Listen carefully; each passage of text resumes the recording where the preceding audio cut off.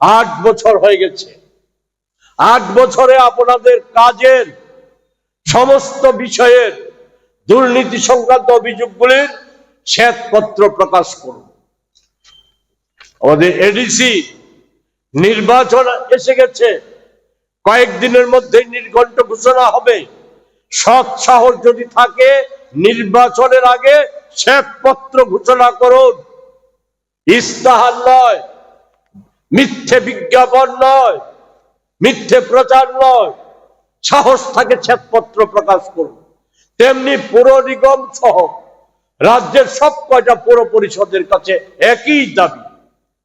একই দাবি এই সময়ে আপনাদের কাজের বিজ্ঞাপন প্রচার নয়, শ্বেতপত্র প্রকাশ করুন।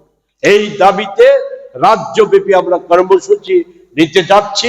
আমাদের এই কর্মসূচি প্রাথমিকভাবে পৌর নিগম দিয়ে শুরু হবে, রাজ্য স্তরে চলবে, আমরা এডিসিতে নিয়ে যাব, সর্বশেষ এই বিষয়গুলির পর আন্দোলন সূচি শেষ করব, রাজ্য সরকারের নজরে নিয়ে